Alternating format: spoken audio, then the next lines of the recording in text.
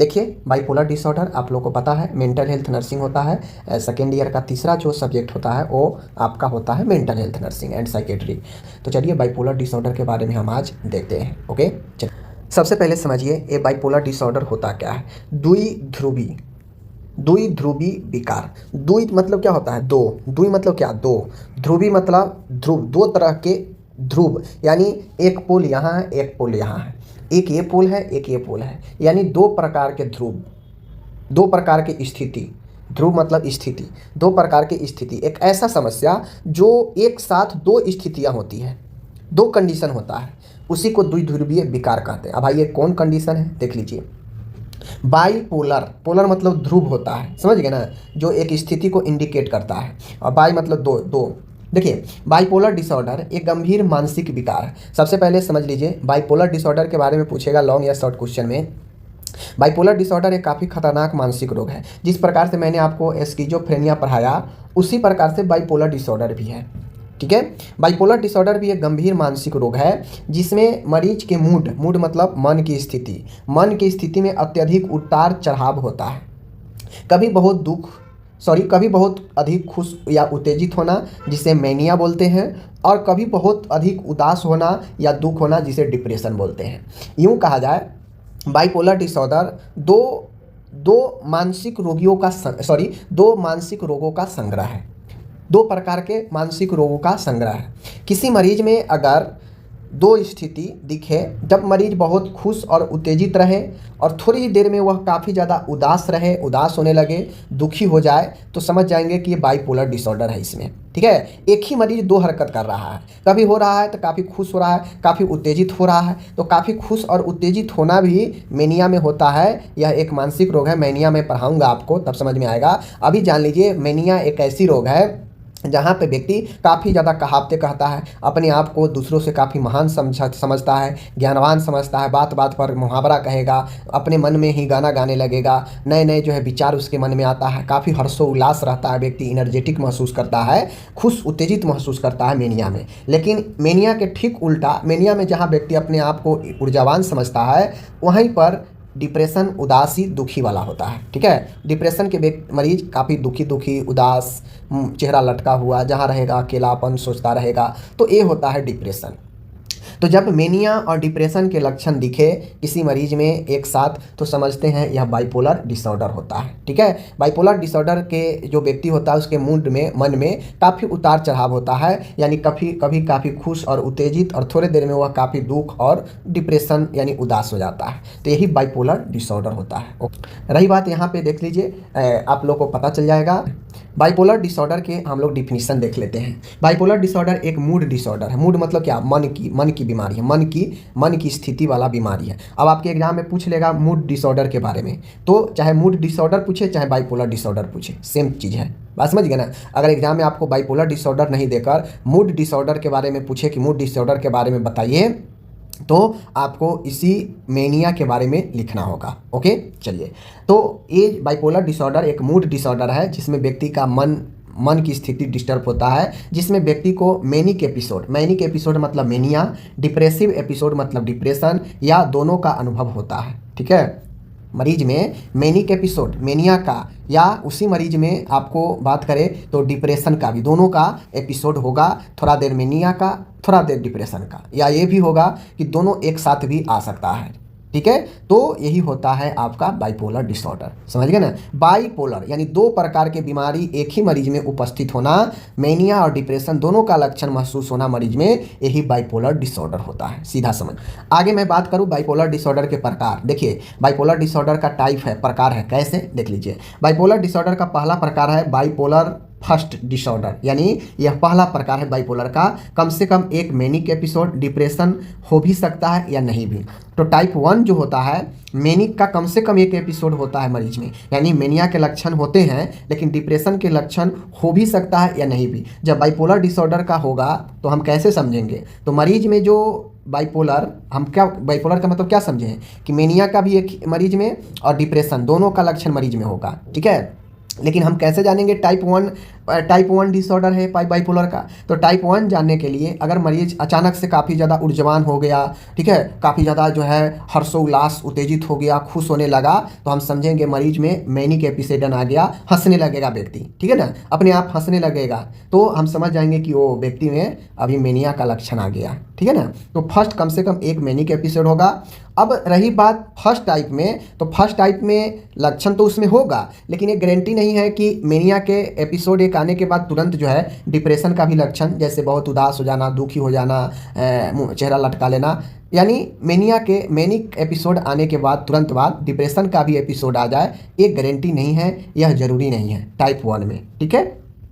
लेकिन जब टाइप 2 में आप चलते हैं बाइपोलर डिसऑर्डर के, तो यहाँ पे मेनिया कम होता है, समझ गए, मेनिया हाइपोमेनिया होता है, यानी मेनिया का लक्षण कम और डिप्रेशन का लक्षण ज़्यादा होता है। जब टाइप 2 जाते हैं तो मेनिया हाइपोमेनिया में चला जाता है, लेकिन डिप्रेशन का मेजर लक्षण हो जाता है, मुख्य लक्षण डिप्रेशन का हो जाता है टाइप 2 में, और मेनिया का लक्षण कम जाता है, तो ये टाइप 2 होता है। फुल मेनिया नहीं होता है, फुल मेनिया नहीं होता है, लेकिन टाइप 1 डिसऑर्डर में फुल मेनिया होता है, डिप्रेशन हल्का फल्का हो सकता है या नहीं भी हो सकता है, समझ गए। लेकिन टाइप 2 में चलते हैं तो मेनिया रहता है लेकिन कम रहता है, उससे ज़्यादा हावी कौन हो जाता है, डिप्रेशन हावी हो जाता है, बात समझ गए, इसीलिए फुल मेनिया नहीं होता है, लिख दिया गया है। अब इसी प्रकार से हम तीसरा प्रकार में चलते हैं, तो इसे साइक्लोथैमिक डिसऑर्डर बोलते हैं। साइक्लोथैमिक डिसऑर्डर का मतलब 2 साल तक हल्के मूड स्विंग होना, पूर्ण मेनिया या डिप्रेशन नहीं होना, समझ गए। तो तीसरा साइक्लोथैमिक डिसऑर्डर का मतलब है कि यह बीमारी साइकिल में चलता है, 2 सालों तक हल्का मूड स्विंग होता है, ठीक है ना, पूर्ण मेनिया या डिप्रेशन नहीं होता है, कंप्लीट न मेनिया रहता है और न डिप्रेशन रहता है, हल्का फल्का व्यक्ति का मूड स्विंग होगा, कभी बहुत ज़्यादा खुशी, कभी जो है दुखी वाला, ये चलता रहता है उसके जीवन में, 2 सालों तक साइक्लोथैमिक डिसऑर्डर कहलाता है। तो 3 प्रकार, टाइप 1, टाइप 2 और साइक्लोथैमिक, याद रखिएगा, ओके। किसमें क्या होता है अच्छे से बता दिए। अब किसी भी मानसिक रोग के कारण आपको पता करना है, मैं कई बार बता चुका हूँ, कोई भी मानसिक रोग खासकर जो साइकोटिक है उसके लिए आप दिमाग में बैठा लीजिए कि क्या क्या कारण होगा। साइको जैसे सिजोफ्रेनिया, डिप्रेशन, बाइपोलर डिसऑर्डर, समझ गए ना, ये सब जो मैं आपको पढ़ा रहा हूँ, यह सब आपको क्या है, ये सब आपको जो है इसके कारण दिमाग में रख लीजिए। मानसिक रोगों को कारण के लिए 3-4 पॉइंट दिमाग में रख लीजिए। पहला तो होगा बायोलॉजिकल फैक्टर, जो आपके शरीर से रिलेटेड होगा, दूसरा जेनेटिक फैक्टर होगा, तीसरा होगा साइकोलॉजिकल फैक्टर, चौथा होगा इन्वायरमेंटल फैक्टर, समझ गए। तो ये कुछ रीजन है, कुछ कारण है जिसको आपको दिमाग में बैठा लेना चाहिए कि मानसिक रोग अगर होगा तो इन 3-4 कारणों के कारण हुई हो, इन 3-4 कारणों से ही होता है। बायोलॉजिकल फैक्टर मैंने बता दिया, जो शरीर से रिलेटेड है, शरीर के घटनाओं से रिलेटेड है, जैसे न्यूरोट्रांसमीटर इम्बैलेंस होना, हमारे बॉडी में रसायन है, ब्रेन में रसायन है जो संतुलित मात्रा में होना जरूरी है हमारे ब्रेन को चलने के लिए, सिग्नल देने के लिए, लेकिन जब उसमें इम्बैलेंस होता है केमिकल में, जैसे डोपामाइन, सेरोटोनिन, नॉरएपिनेफ्रिन, इन सब में जो है क्या होता है, कम बेस होता है, उतार चढ़ाव होता है, तो व्यक्ति का मूड स्विंग होने लगता है इधर उधर, मेमोरी लॉस होने लगता है, ऐसे घटना होने लगता है। तो चूंकि ये हमारे बॉडी से जुड़ी हुई चीज़ें हैं, इसलिए इसे बायोलॉजिकल फैक्टर में रखा गया है, ओके। चलिए दूसरा है जीनेटिक फैक्टर। जीनेटिक फैक्टर कहने का मतलब होता है कि अनुवांशिक, पीढ़ी दर पीढ़ी चल रहा कारक, तो जो हमारे पीढ़ी में पहले मान गए किसी का दादी का, दादा का हुआ हो मानसिक प्रॉब्लम, डिप्रेशन या कुछ, तो हो सकता है आगे उनके बच्चे में नहीं हुआ हो, उनके पोते में हो जाए आगे चलकर। तो कुल मिला के जीनेटिक फैक्टर जो पीढ़ी दर पीढ़ी परिवार से अनुवांशिक रूप से मिला हुआ होता है, तो ये जीनेटिक कारण भी बनता है, फैमिली हिस्ट्री कारण बनता है। आप लोग अक्सर देखिएगा कि घर में अगर पहले किसी कोई डिस्टर्ब था तो आगे भी चलकर कोई ना कोई एक डिस्टर्ब निकल ही जाता है थोड़ा बहुत, तो ये चलते रहता है और यही जीनेटिक होता है पीढ़ी दर पीढ़ी, ठीक है। आगे है साइकोसोशल फैक्टर। साइकोसोशल फैक्टर का मतलब होता है कि साइकोसोशल फैक्टर कहिए या साइकोलॉजिकल फैक्टर कहिए, जैसे जीवन में चल रहे तनाव, जीवन में चल रहे घटना, समझ गए, दुख, पीड़ा, ये सब साइकोलॉजिकल जो है चीज़ें होती हैं, समझ गए। तो प्यार में बिछड़ाव होना, असफलता, ये सब साइकोलॉजिकल होता है और इसके दबाव से भी व्यक्ति को मनोवैज्ञानिक कारक भी बनता है व्यक्ति को मानसिक रोग करने में, ओके। चलिए नेक्स्ट है, चौथा है इन्वायरमेंटल फैक्टर। इन्वायरमेंटल फैक्टर कहने का मतलब होता है पर्यावरण से संबंधित कारक। जैसे आप नशा ले रहे हैं, आपका ऐसा इन्वायरमेंट है कि आप नशेड़ी के बीच में हैं, आप भी नशा के आदी हो गए, नींद आप कम ले रहे हैं, समझ गए, आप जो है अच्छे लोगों के माहौल में नहीं रह रहे हैं, आपको पर्यावरण आसपास के लोग आपको अकेला छोड़ दिया है, तो ये सब रीजन बनता है। मेन 4 रीजन से मानसिक रोग होता है। बायोलॉजिकल फैक्टर, जिसमें आपका शरीर का कोई चीज़ फंक्शन इन्वॉल्व होगा। जेनेटिक फैक्टर, जो आपको पीढ़ी दर पीढ़ी चलते रहता है। तीसरा साइकोलॉजिकल फैक्टर होता है, जो मनोवैज्ञानिक या मन से रिलेटेड चीज़ों के कारण होता है। चौथा इन्वायरमेंटल, जो आसपास के चीज़ें पर्यावरण के कारण इफेक्ट पड़ने से होता है। तो ये जो है 4 चीज़ें याद रखिएगा, ठीक है। अब मैं आपको बार बार बता दिया, चूंकि यह मानसिक रोग है, कारण जान चुके हैं। अब हम लक्षण की तरफ चलेंगे। तो लक्षण क्या होता है, देखिए आपको मैंने पहले ही बता दिया कि इसमें बाइपोलर डिसऑर्डर में 2 सिचुएशन है। पहला है मेनिया। पहला क्या है, मेनिया। तो पहला मेनिया का लक्षण होगा मरीज में। तो मेनिया का क्या क्या लक्षण होगा देख लीजिए, यहीं से समझ जाइएगा कि मेनिया में क्या क्या होता है। मेनिया को हम लोग हिंदी में उन्माद बोलते हैं, उन्माद, ठीक है। देख लीजिए मेनिया। मेनिया अत्यधिक खुशी या चिड़चिड़ापन। जिस व्यक्ति को पास मेनिया रहता है वह काफ़ी ज़्यादा खुश या चिड़चिड़ा रहेगा, इरिटेबल रहेगा, ज़्यादा बोलेगा, ठीक है ना। व्यक्ति बहुत ज़्यादा बोलेगा, आप थक जाइएगा लेकिन सामने वाला बोलने से नहीं थकेगा, बिना बात का बोलता रहेगा। नींद कम लगेगा। जो मेनिया वाला व्यक्ति है उसको नींद की कमी, भूख की कमी होती है। वह 2-2 दिन तक सोएगा नहीं, ठीक है ना। वह 2-2 दिन तक बिना खाए भी रह सकता है, ठीक है। तो मेनिया में ऐसा होता है। खर्च करना ज़्यादा, यानी पैसा कमाना कम और खर्च करना ज़्यादा, मेनिया वाला को शौक हो जाता है। भव्य विचार, ग्रेंडियोसिटी, ठीक है ना, डेलूजन ऑफ ग्रेंडियोसिटी, यानी महानता का भ्रम होता है। जिस व्यक्ति को मेनिया रहता है ना, उसको लगता है कि ज्ञानवान हम ही हैं, हम ही सबसे महान हैं, अपने इस ग्रुप में जो भी है उससे सबसे ज़्यादा हम ही को आ रहा है। तो ऐसा विचार व्यक्ति में आता है। ध्यान भटकना, व्यक्ति जो है अटेंशन, व्यक्ति का ध्यान काफ़ी कमज़ोर हो जाता है, ठीक है ना। मूड फ्लाइंग ऑफ स्पीच, बात बोलते रहेगा दूसरे टॉपिक पर बदल जाएगा, ठीक है ना। तो व्यक्ति को बहुत ज़्यादा आइडिया का, ठीक है ना, आइडिया बहुत ज़्यादा, विचार जो है बहुत ज़्यादा भटकाव वाला रहता है। जोखिम भरा हुआ व्यवहार, व्यक्ति बहुत गाना सुनाना, कहावतें कहना, अलग अलग जो है वक्तव्य बनाना, समझ गए, और ऐसा व्यवहार जो अचानक से चिड़चिड़ा भी हो जाएगा वो। तो ये सब मेनिया में पाया जाता है, ठीक है ना। अब मेनिया मैं आपको बता दिया, पहला था मेनिया का लक्षण बता दिए। बाइपोलर डिसऑर्डर में दूसरा होता है डिप्रेशन। तो डिप्रेशन का लक्षण जस्ट उसके उल्टा होता है। जैसे डिप्रेशन वाले में अगर होगा तो काफ़ी उदासी होगा, ठीक है ना, काफ़ी थकान महसूस करेगा, समझ गए। नींद ज़्यादा या कम आ सकता है, भूख भी कम या ज़्यादा हो सकता है मरीज को, आत्महत्या का विचार आ सकता है, बात समझ गए। रुचि, लैक ऑफ इंटरेस्ट होता है, किसी भी चीज़ में व्यक्ति का रुचि कम जाता है। तो जो डिप्रेशन वाला होता है काफ़ी दुख हो जाता है, दुखी हो जाता है, खाना जो है छोड़ देगा, समझ गए। मतलब नींद भी उसको उतना नहीं आएगा, उदास रहेगा, उसको कमजोरी थकान जैसे रहेगा, लैक ऑफ इंटरेस्ट, रुचि में कमी रहेगा। तो ये सब डिप्रेशन का लक्षण होता है, ठीक है ना। अब आता है उपचार। मेनिया का बाइपोलर डिसऑर्डर का क्या उपचार है। तो बाइपोलर डिसऑर्डर का उपचार मतलब मेनिया और डिप्रेशन का दोनों का उपचार यहाँ, ठीक है ना। देख लीजिए, बाइपोलर डिसऑर्डर का उपचार लंबे समय तक चलता है। अब बाइपोलर डिसऑर्डर एक ऐसी बीमारी है जो आपको इसका उपचार काफ़ी कंटिन्यू लंबे समय तक चलता है। ऐसा भी हो सकता है कि जब दवाई चले, जब थेरेपी चले तो पेशेंट कंट्रोल में रहेगा, और जैसे ही बंद होगा, छोड़ेंगे तो पेशेंट का पहले ही जैसा स्थिति हो जाएगा। तो इसीलिए इसका इलाज जो है काफ़ी ज़्यादा लंबे समय तक चलता है, ठीक है। औषधि उपचार, पहला पॉइंट हम लोग देखेंगे दवाई की, कौन कौन सा दवाई पॉसिबल है। पहला उपचार औषधि, फार्माकोलॉजिकल ट्रीटमेंट, ठीक है, जिसमें दवाई वगैरह देंगे।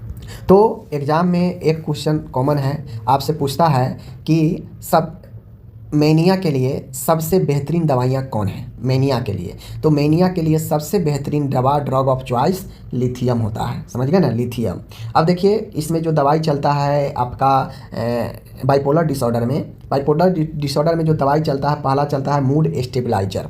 क्या चलता है, मूड स्टेबलाइजर, मूड को, मन को स्थिर करने वाला दवा चलता है, ठीक है। तो वो होता है लिथियम, समझ गए ना। सबसे प्रभावी दवा है ये, सुसाइड रिस्क कम करता है, ठीक है। सीरम लेवल मॉनिटरिंग करना जरूरी है, ठीक है ना। लिथियम सीरम जो है यह मॉनिटरिंग करना जरूरी है, क्योंकि लिथियम लेने से जो सीरम लेवल होता है लिथियम का वो गड़बड़ा जाता है। तो ये जब लिथियम चले तो इसका मॉनिटरिंग करना जरूरी होता है, लेकिन यह काफ़ी प्रभावी दवा होता है, समझ गए, मेनिया के लिए।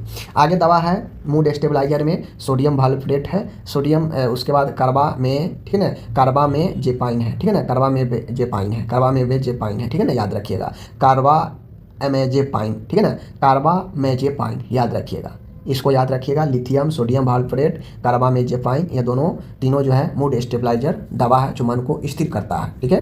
आगे मेडिसिन चलता है एंटीसाइकोटिक जो मानसिक रोगियों के लिए चलता है, जो सिजोफ्रेनिया में भी चलता है, जैसे ओलेंजापाइन, रिस्पेरिडोन, ठीक है ना, रिस्पेरिडोन, क्विटेएपिन, ठीक है ना, ओलेंजापाइन, रिस्पेरिडोन, देख लीजिए क्विटिएपाइन, याद रखिएगा। तीनों दवाई एंटीसाइकोटिक है।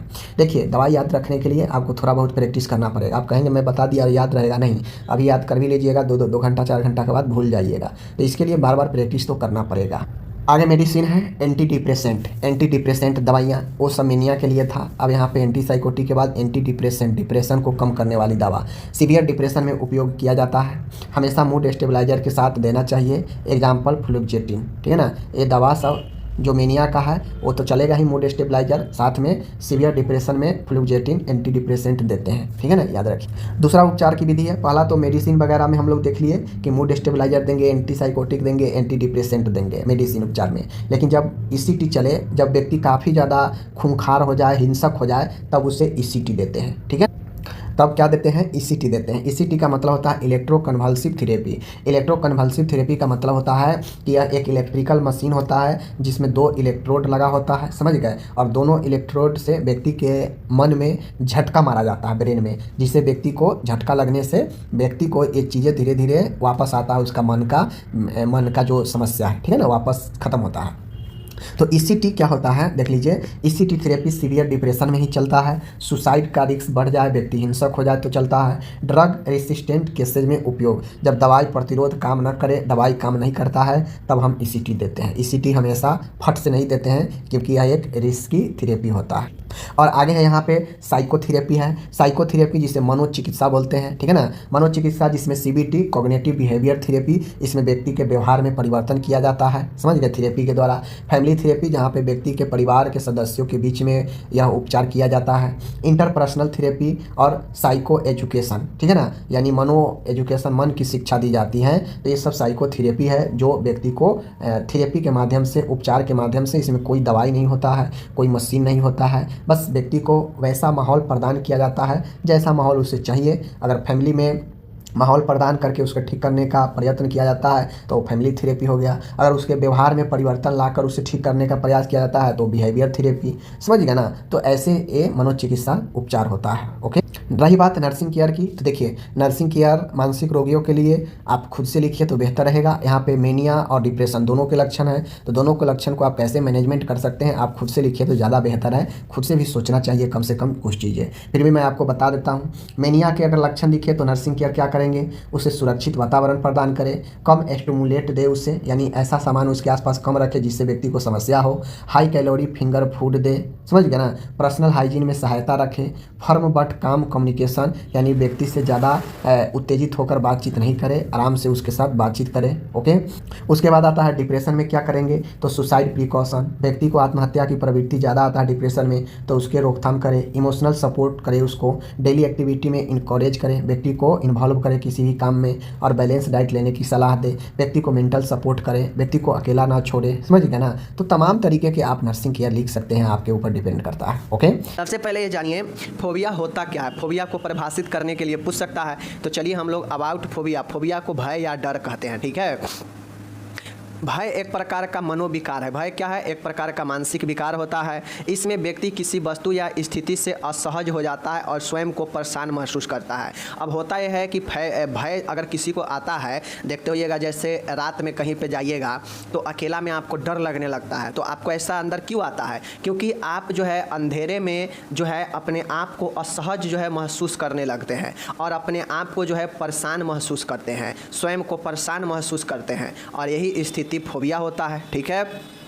और जो भी व्यक्ति अपने आप को परेशानी महसूस करता है, असहज लगता है किसी भी कंडीशन में या किसी भी वस्तु से, तो उसे लगता है कि वह अपने चारों ओर खतरा जो है मोल लिया है, जबकि रियलिटी में ऐसा नहीं होता है। उसे महसूस होता है कि हमारे आसपास जो है बहुत ज़्यादा खतरा है। उसे भयभीत होने के कई कारण हो सकते हैं और अनेक कारणों के वजह से भय कई प्रकार के हो सकते हैं। अब देखिए, भय के नॉर्मली में समझिए तो भय एक मानसिक विकार है जिसमें व्यक्ति जो है अपने आप को किसी वस्तु या किसी स्थिति के प्रति असहज महसूस करता है और स्वयं को परेशान भी महसूस करता है, ठीक है। और वह अपने चारों ओर ऐसा प्रतीत होता है उसको कि हमारे चारों ओर जो है खतरा है, ठीक है, ऐसा उससे प्रतीत होता है और उसके कारण जो है उसके अंदर जो है भय बना रहता है, ठीक है। और भय जो होता है कई वजहों से अलग अलग प्रकार के हो सकते हैं, ठीक है। तो यही फोबिया होता है जिसमें व्यक्ति को किसी वस्तु से या किसी कंडीशन में किसी स्थिति से असहज महसूस होने से खुद को परेशान महसूस समझता है और अपने चारों ओर खतरा होने का भी जो है उसे प्रतीत होता है और यही जो है भय होता है। ठीक है, समझ गए? चलिए, भय समझ गए। अगर ऊपर वाला नहीं समझ में आए तो और क्लियर कर देते हैं। यह आपका एक अलग जो है इसका मतलब डिफिनीसन है।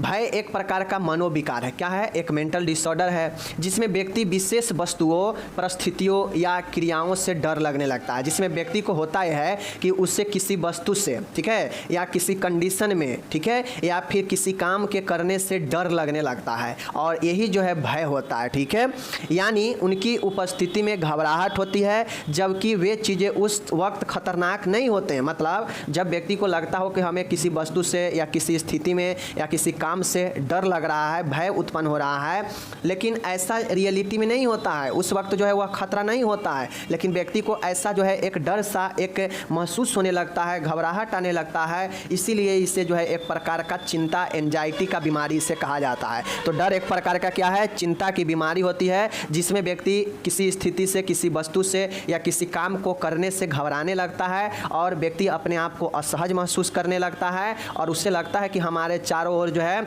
खतरा उत्पन्न हो गया है, लेकिन रियलिटी में उस वक्त कोई खतरा नहीं होता है और यही एक प्रकार का चिंता का बीमारी होता है जो भय कहलाता है। ठीक है, समझ गए? चलिए, अब भय का वर्गीकरण, बहुत सारे भय है। ठीक है, स्थिति के आधार पर, परिस्थिति के आधार पर बहुत सारे भय होते हैं। चलिए हम भय को देखते हैं, कुछ भय को डिस्क्राइब कर लेते हैं और बाकी भय को जो है हम लोग समझेंगे कि कौन सा भय क्या होता है। ठीक है, देखिए, एक होता है एक्रोफोबिया। एक्रोफोबिया में जब व्यक्ति होता है तो उसे भीड़ से डर लगने लगता है। मतलब क्राउड से जो है व्यक्ति को डर लगता है। वह भीड़ में जाना, लोगों के बीच में जाना पसंद नहीं करेगा, वह अकेला रहना ही पसंद करेगा। तो भीड़ से डर लगना मतलब जो व्यक्ति को भीड़ से डर लगेगा तो वह तो अकेला में ही रहेगा ना, तो अकेले रहना या भीड़ से बहुत डर लगना ही एक्रोफोबिया होता है। ठीक है, अब देखिए, यह फोबिया बहुत ही गंभीर किस्म का होता है। यह ऐसे स्थान अथवा परिस्थिति में होने का डर है जिनसे बचना कठिन हो अथवा अचानक बढ़े हुए लक्षणों की स्थिति में सहायता न मिलने का डर। अब मान गए आप कहीं पे अभी अकेला है, लेकिन अचानक से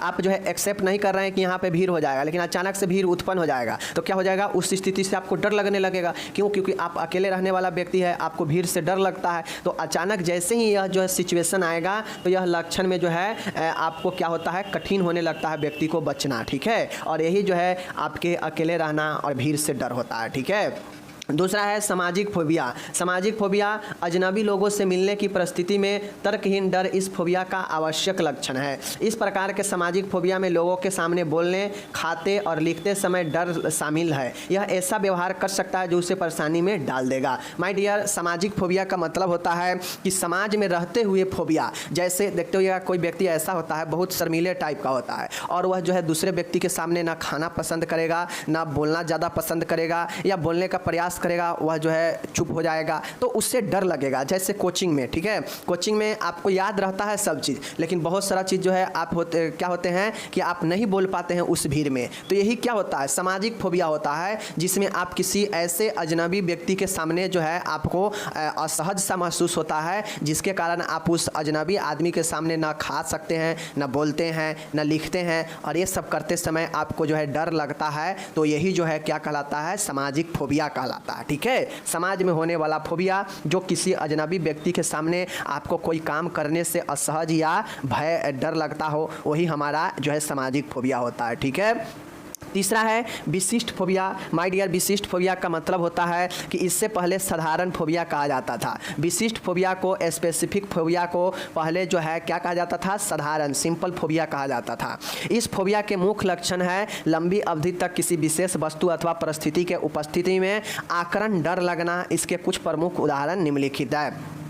अब माय डियर, ऊपर जो दो आप देखें, अजनबी लोगों से एग्रोफोबिया, ठीक है, सामाजिक फोबिया, सोशल फोबिया, और तीसरा है स्पेसिफिक फोबिया मतलब विशिष्ट फोबिया। तो विशिष्ट फोबिया का मतलब होता है कुछ ऐसे विशिष्ट विशेष वस्तु अथवा परिस्थिति के उपस्थिति में व्यक्ति को भय लगना, जिससे जो है यह लंबे समय तक बिना किसी कारण के भी हो सकता है। ठीक है, अब इसके जो उदाहरण होते हैं विशिष्ट फोबिया को, पहले जो है साधारण फोबिया भी कहा जाता था। इस फोबिया का मुख्य लक्षण है लंबी अवधि तक किसी विशेष वस्तु अथवा परिस्थिति के उपस्थिति में बिना किसी कारण के डर लगना। ठीक है, बिना किसी कारण के अगर आपको किसी परिस्थिति में या किसी वस्तु से डर लगता है तो वही विशिष्ट फोबिया होता है, बिना किसी कारण के। ठीक है, इसके कुछ उदाहरण निम्न है और यह जो उदाहरण बताने जा रहे हैं ना आपके ऑब्जेक्टिव्स में भी बहुत हेल्प करेगा। ठीक है, देखिए कैसे।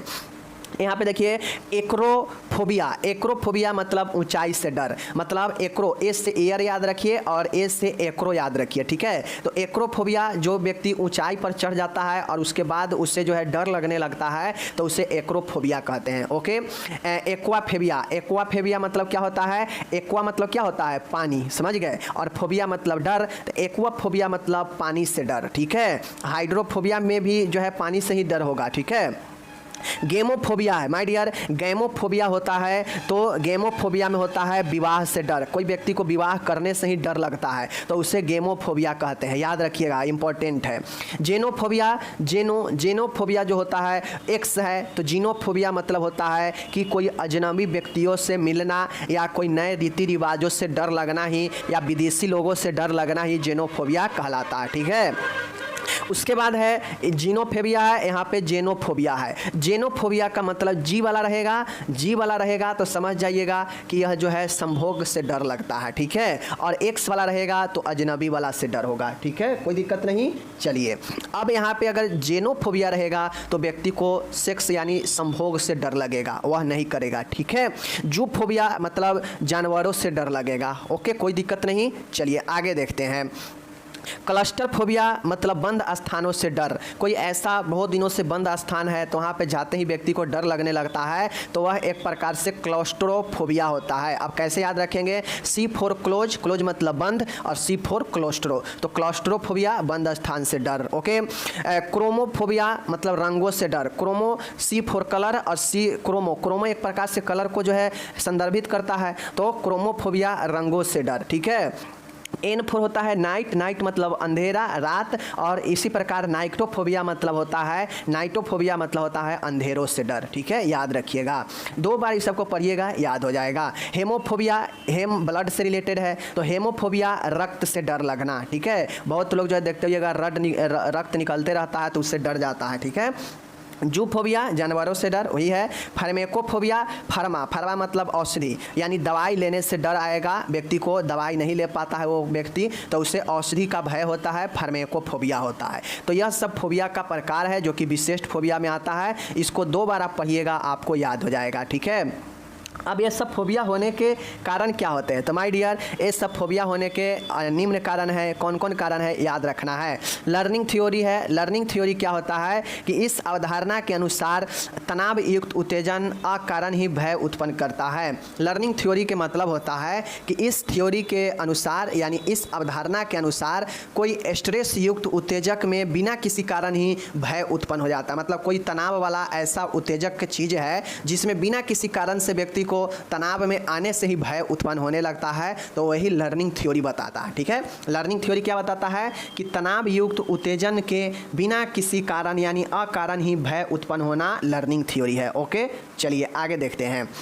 दूसरा है माय डियर, यहाँ पे देखिएगा, दूसरा बहुत शानदार है साइकोडायनोमिक थ्योरी। साइकोडायनोमिक थ्योरी क्या होता है कि इस अवधारणा के अनुसार आत्मा की दमनात्मक प्रक्रिया के असफल होने पर जो है सेकेंड रक्षात्मक प्रक्रिया के रूप में विस्थापन होता है। अब ये साइकोडायनोमिक थ्योरी का मतलब होता है कि मान गए कोई व्यक्ति है और जैसे ही व्यक्ति के अंदर जो आत्मा है, जो उसका मन है, उसमें जैसे ही असफल होता है तो उससे व्यक्ति के अंदर डर लगने लगता है। ठीक है, मतलब रिप्रेशन हो जाता है, दमन हो जाता है और यह द्वितीय रक्षात्मक प्रक्रिया के रूप में डिस्प्लेसमेंट विस्थापित हो जाता है। समझ गए? तो यह साइकोडायनोमिक थ्योरी होता है जिसमें आत्मा के दमनात्मक प्रक्रिया में असफल होने पर यह डर उत्पन्न होता है तो यह साइकोडायनोमिक थ्योरी होता है। तो दूसरा कारण साइकोडायनोमिक थ्योरी।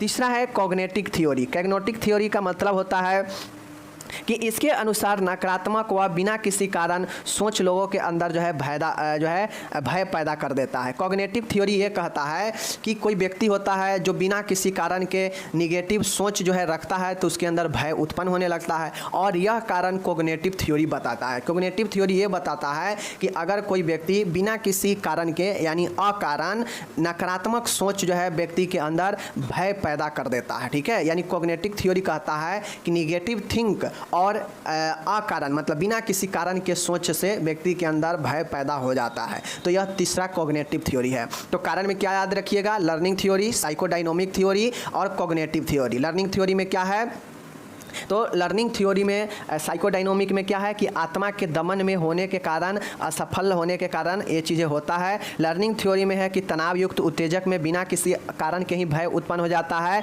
और कॉग्निटिव थ्योरी कहता है कि नकारात्मक और बिना किसी कारण के सोच जो है व्यक्ति के अंदर भय पैदा कर देता है। तो यह 3 थ्योरी याद रखिएगा, आपका भय का कारण यही तीनों थ्योरी पर आधारित है, ठीक है।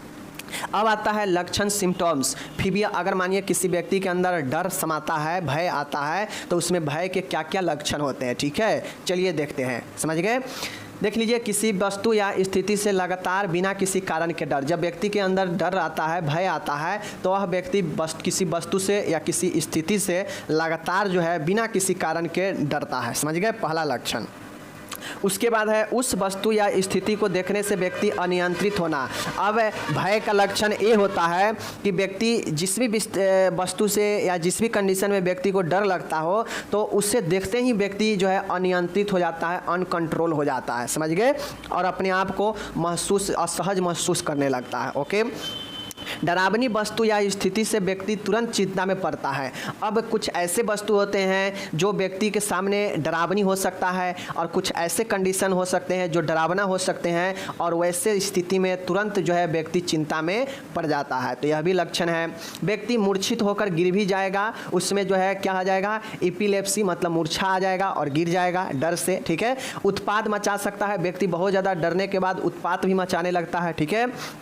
जैसे कहेगा कि देखो देखो देखो वहाँ भूत है, भूत है, भूत है, मतलब बिना किसी कारण के डरेगा, ठीक है। खुले व सार्वजनिक स्थानों पर जाने से डर। अब जितना भी आप प्रकार देखें हैं ना, सब प्रकार यहाँ पे आप लिख दीजिएगा लक्षण, तो जो है आपको हो जाएगा। जैसे शादी से डर, ठीक है, अजनबी लोगों से जो है डर होना, ठीक है, संभोग से डर, ऊँचे स्थानों से डर, अंधेरों से डर, तो ये सब लक्षण इसमें आप लिख दीजिएगा। प्रकार वाला को यहाँ पे लक्षण में लिख दीजिएगा तो सही हो जाएगा, ठीक है।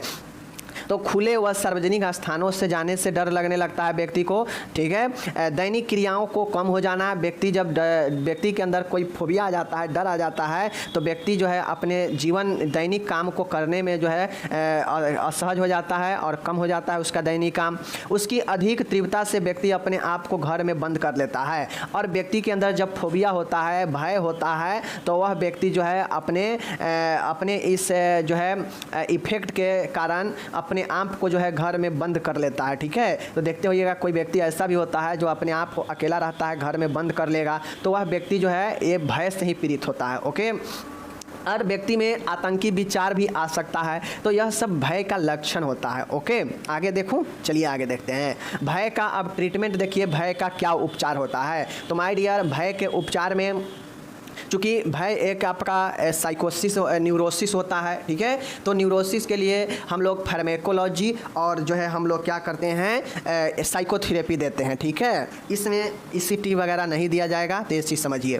फार्मेकोलॉजी में चिंता रोधी दवाइयाँ, अगर व्यक्ति के चूँकि चिंता के कारण ही व्यक्ति में भय आ रहा है, तो इससे चिंता वाला बीमारी भी माना जाता है। तो इसके लिए एंटी एंजाइटी में डाइजेपाम एग्जाम्पल के तौर पर देंगे, जिससे व्यक्ति को जो है मन शांत रहेगा और ज़्यादा जो है इधर उधर नहीं सोचेगा, क्योंकि सोचने से ही जो है डर व्यक्ति के कारण आ रहा है बिना किसी सोच के, ठीक है ना।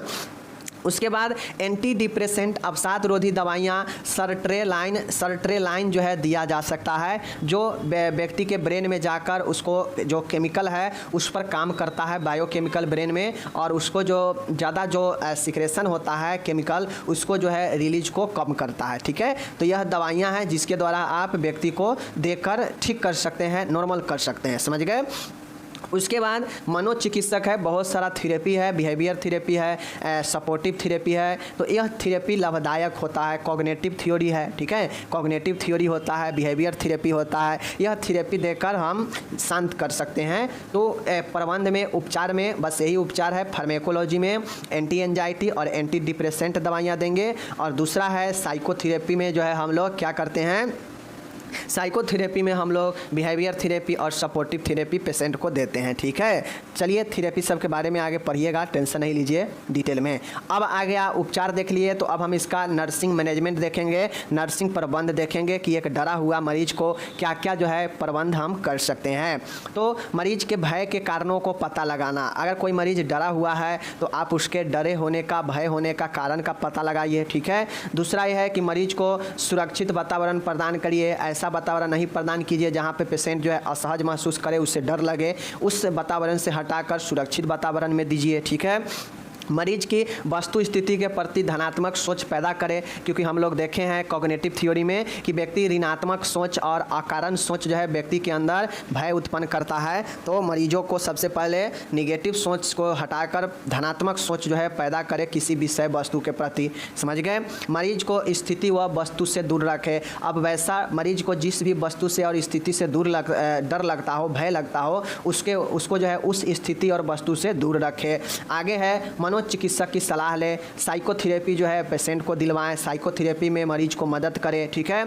सही तरीके से पर्याप्त उपचार दे, मरीज को जो है देखभाल करे और सही समय पर सही उपचार दे, जिससे मरीज जो है स्वस्थ हो पाए, ठीक है। और सारा जो है आप डरे हुए मरीजों के लिए क्या क्या हो सकता है, आप और सब चीज़ जो है लिख सकते हैं नर्सिंग देखभाल में। ऐसी कोई बातें नहीं है। आप सेकेंड ईयर में आ गए, आपको मैं सब विषय में यही बताता हूँ कि आप बीमारी के हिसाब से आप नर्सिंग प्रबंध खुद से भी लिख सकते हैं। तो आप लिखिए ना, लक्षण आप ऊपर में जान गए तो उसी के आधार पर आप इसको लक्षण को जो है आप कैसे प्रबंध करेंगे लिखिए ना। इसमें हम 6 एग्जाम्पल के तौर पे बता दिए, आगे आप और लिखिए। बाकी यहाँ पे फोबिया समाप्त हो गया। वो क्वेश्चन आज कराने वाले हैं, 10 नंबर में पूछता है, ठीक है ना, बहुत बार पूछा गया, आप लोग देख लीजिएगा।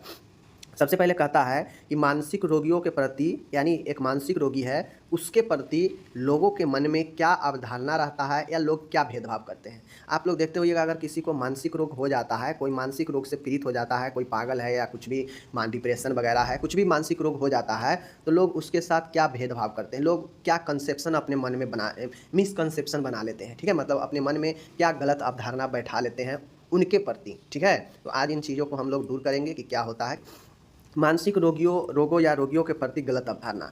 मानसिक रोग या रोगी के प्रति जो एक व्यक्ति के मन में जो गलत मिसकंसेप्शन रहता है, गलत अवधारणा बैठी हुई रहती है, उसके बारे में हम लोग आज जानेंगे। समाज के लोगों में मानसिक रोगों के प्रति या रोगियों के प्रति गलत अवधारणा मुख्यतः अंधविश्वास व अज्ञानता के कारण उत्पन्न होती है। अब ऐसा कब होता है, तो अगर आपके मोहल्ला में आपके आसपास कोई मानसिक रूप से पीड़ित है, ठीक है, पागल है या अलग अलग मानसिक रोग होता है, तो लोग उसके प्रति क्यों हेजिटेट करते हैं, क्यों गलत बातें जो है अपने मन में बैठा के रखते हैं।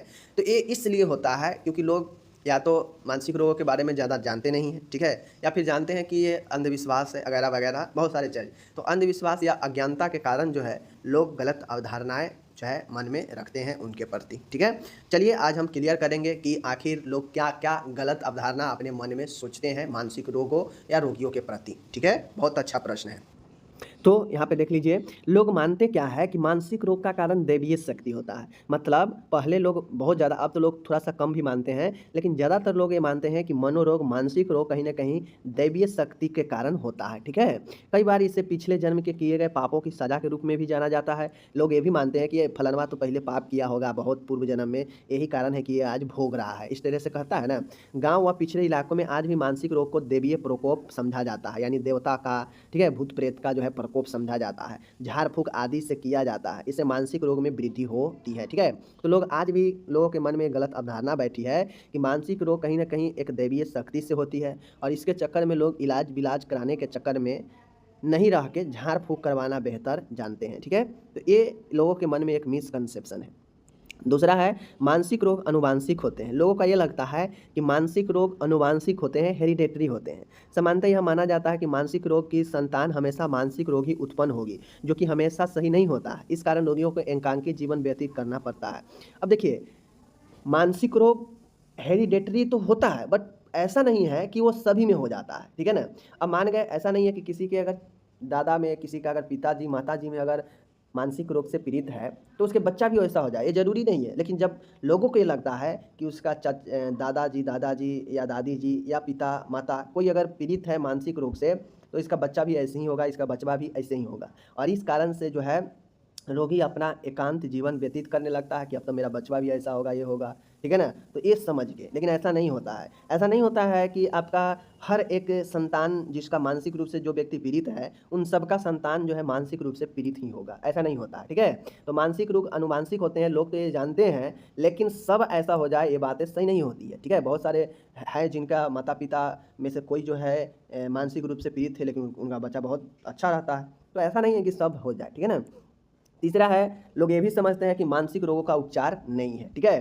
देखिए, ये तो बातें सही है कि मानसिक रूप का कंप्लीट उपचार आपको नहीं मिल सकता है, ठीक है। लेकिन मानसिक रूप को, मानसिक बीमारियों को हम कम कर सकते हैं, कंट्रोल कर सकते हैं, ठीक है ना। हम पूर्ण तरीक़ा से ठीक नहीं कर सकते हैं, बट इसे कंट्रोल, इसे कम जरूर कर सकते हैं, ठीक है। आजकल बहुत सारे नए नए चिकित्सा पद्धति आ गए हैं जो सिर्फ मानसिक रोगों का उपचार करती है, ठीक है, और उससे पूर्ण स्वास्थ्य भी प्राप्त हो जाता है। तो ऐसा नहीं है कि मानसिक रोगों का कोई उपचार नहीं है। लोग ये मानते हैं कि अगर किसी को मानसिक रोग हो गया तो ये ठीक होने वाला नहीं है, ये जो कि एक गलत अवधारणा है, ठीक है ना। लोगों के मन में एक गलत मिसकंसेप्शन बना है कि मानसिक रोग का कोई उपचार है ही नहीं, जो कि गलत है। मानसिक रोग का बहुत सारे उपचार है, ठीक है।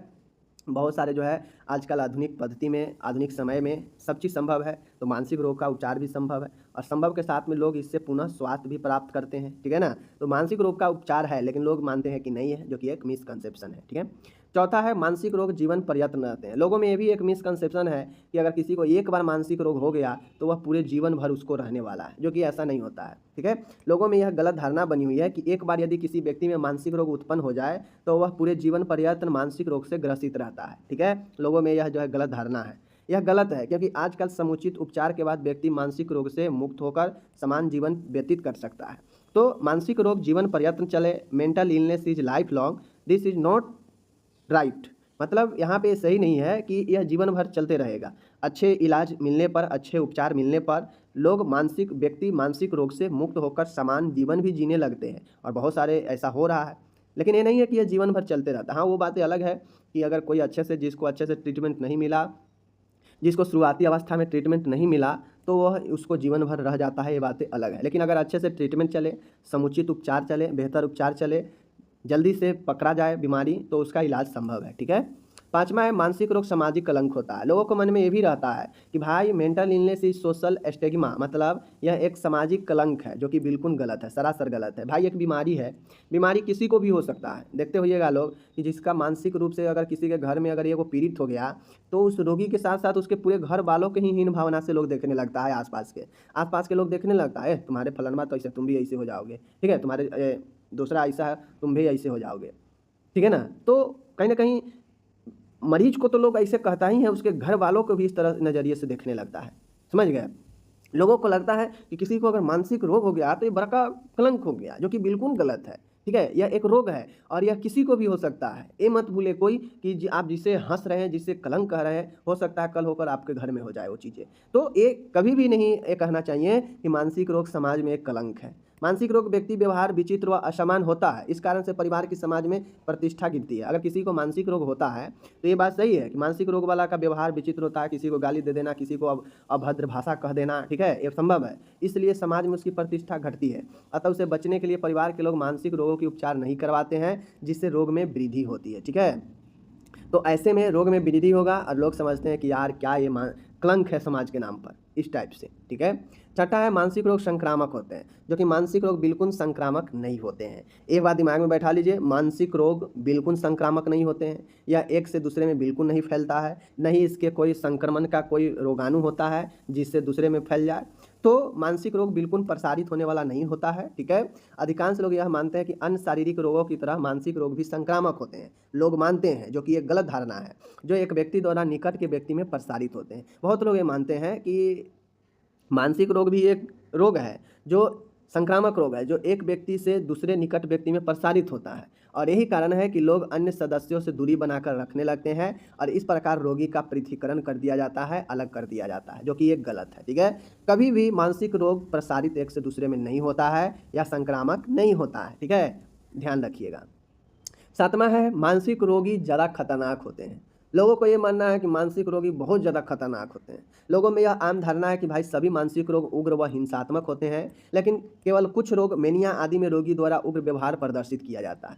अब किसी को अगर मानसिक रोग हो गया तो लोग ये समझते हैं कि सभी मानसिक रोग जो है खतरनाक होते हैं, जो कि ऐसा नहीं है। ठीक है, मानसिक रोग में कुछ ही ऐसे रोग हैं जैसे मेनिया हो गया, स्किज़ोफ्रेनिया वगैरह हो गया, तो इन सब में व्यक्ति उग्र होने के बाद जो है ज़्यादा थोड़ा सा खतरनाक हो जाता है। लेकिन और भी मानसिक रोग है जिसमें ऐसा नहीं है कि सब में खतरनाक ही व्यक्ति हो जाता है। बहुत में तो बोलेगा नहीं किसी से, एकदम शांत एकांत वातावरण में रहना चाहेगा मरीज। ठीक है, तो ये मानसिक रोग ज़्यादा खतरनाक होते हैं, ये भी बात कहीं ना कहीं गलत है। ठीक है, 8वां है एक समान व्यक्ति कभी असमान नहीं हो सकता है। लोगों के मन में एक गलत धारणा है क्योंकि यदि स्वस्थ व्यक्ति लंबे समय तक मानसिक रोग उत्पन्न करने वाले कारकों के संपर्क में रहता है तो वह भी मानसिक रोग से ग्रसित हो जाता है। लोगों के मन में यह भी गलत धारणा बैठी हुई है कि एक समान व्यक्ति जो बिल्कुल स्वस्थ है वह कभी भी असमान नहीं हो सकता है। भाई गलत है, एक समान व्यक्ति ही तो जो है असमान हो जाता है ना। एक समान व्यक्ति ही तो जो है मानसिक रोग से पीड़ित हो जाता है। अगर बहुत ज़्यादा बहुत लंबे समय तक मानसिक रोग उत्पन्न करने वाले कारकों के संपर्क में अगर व्यक्ति रहता है, चाहे वो मानसिक पीड़ित व्यक्ति के पास रहे या ऐसे वातावरण में रहे जहाँ पे बहुत ज़्यादा स्ट्रेसफुल हो, तो ऐसे में वो भी व्यक्ति जो है मानसिक रोग से ग्रसित हो सकता है। तो ये मत समझिए कि एक समान व्यक्ति कभी असमान नहीं हो सकता है। ठीक है, 9वां है मानसिक रोगियों का उपचार केवल पागल खाने में ही संभव है। बहुत लोगों का ये मानना होता है कि जो मानसिक रूप से पीड़ित हो गए उनका इलाज सिर्फ और सिर्फ पागल खाने में ही, एसुलम में ही होने हैं, जो कि ये गलत है। आज के समय में बहुत ऐसे बीमारी है, बहुत ऐसे मानसिक बीमारी है जिसका इलाज ओपीडी बेसिस पर, ठीक है, ओपीडी बेसिस पर या ज़्यादा हिंसक होने पर अस्पताल में भर्ती कराकर इमरजेंसी में, इन सब में भी इलाज जो है संभव है आज के समय में। ठीक है, तो ऐसा नहीं है कि अगर कोई पागल हो गया, कोई मानसिक रूप से पीड़ित हो गया तो सिर्फ और सिर्फ उसे पागल खाने में ही भर्ती कराएंगे तो वह जो है संभव होगा इलाज, वरना नहीं होगा। ये गलत धारणा है। आज के समय में अधिकांश जो है मानसिक रोगों का उपचार घर पर भी हो सकता है, गंभीर मामलों में अस्पताल में भर्ती कराकर भी हो सकता है, ओपीडी बेसिस पर भी आप करवा सकते हैं। ठीक है, तो ये चीज़ें होता है। 10वां है, यहाँ पे देख लीजिए, 10वां पर है मानसिक रोगों का व्यवहार। मानसिक रोगों का व्यवहार हमेशा विचित्र होता है। लोगों का ये भी माना जाता है कि सभी मानसिक रोगियों का व्यवहार असमान व विचित्र प्रकार का होता है। ठीक है, यह गलत अवधारणा है क्योंकि सभी बीमारी में, सभी मानसिक रोगों में ऐसा नहीं होता है। ठीक है, और आपको ये पहचान पाना मुश्किल हो जाएगा कि कौन सा मानसिक रोग है या नहीं है, क्योंकि डिप्रेशन वगैरह में व्यक्ति बहुत शांत, बहुत उदास होने लगता है। वहाँ पे पहचान ही नहीं पाइएगा कि ये व्यक्ति पागल है, एकदम गुमसुम रहेगा, एकदम शांत रहता है। ठीक है, आगे यहाँ पे देखिए, तो ये चीज़ें हैं। ठीक है, 11 नंबर में यही कहता है कि मानसिक रोग की संभावना बच्चों व वयस्कों में कम होती है। ठीक है, जो कि एक गलत है। ठीक है, यह माना जाता है कि मानसिक रोग सबसे अधिक प्रौढ़ अवस्था में होते हैं, जबकि बच्चों व वयस्कों में इनकी संभावना कम होती है। यह गलत धारणा है क्योंकि शोध के अनुसार सबसे अधिक मानसिक रोग की संभावना 18 से 25 वर्ष की आयु में ही होती है। ठीक है, लोगों को यह मानना है कि जो मानसिक रोग है ना, वह संभावना ज़्यादातर बच्चों व वयस्कों में होती है, जो कि एक गलत धारणा है। ठीक है, यह देखा गया है शोध में कि ज़्यादातर संभावना 18 से 25 जो कि वयस्क होते हैं, अपने पढ़ाई को लेकर, अपने जीवन को लेकर, अपने शादी को लेकर, अपने शादीशुदा जीवन को लेकर, ठीक है, फाइनेंशियल सिचुएशन को लेकर, हर एक तरीक़ा से चीज़ों के लिए 18 से 25-30 वर्ष के जो लोग होते हैं वही जो है ज़्यादा पीड़ित होते हैं मानसिक रोगों से। ठीक है, तो ये मानना कि यह ज़्यादा बच्चों और वयस्कों में होता है, ये गलत है। ठीक है, 12 है, ये यहाँ पे समय के साथ मानसिक रोग ठीक हो जाता है। लोगों का ये भी मानना रहता है कि भाई अगर मानसिक रोग किसी को हो भी गया है तो यह धीरे धीरे समय के साथ ठीक हो जाएगा। ठीक है, तो ये गलत है, समझ गए। मानसिक रोग बिना इलाज ठीक नहीं होता है, अतः समय पर इलाज न करवाने से वह बढ़ता जाता है तथा गंभीर लक्षणों के साथ प्रकट होता है। तो अगर किसी को मानसिक रोग हो गया है तो आप ये मत मान कर बैठिए कि यह समय के साथ जो है ठीक हो जाएगा, नहीं ठीक होगा। जब तक आप इसे इलाज अच्छे से नहीं कराएंगे यह ठीक नहीं होगा और यह समय पर समय बढ़ते जाएगा, समझ गए। तो यह 12 पॉइंट मैंने आपको बता दिया मिसकंसेप्शन, ठीक है, मानसिक रोगों के बारे में, तो आपको ध्यान रखना है।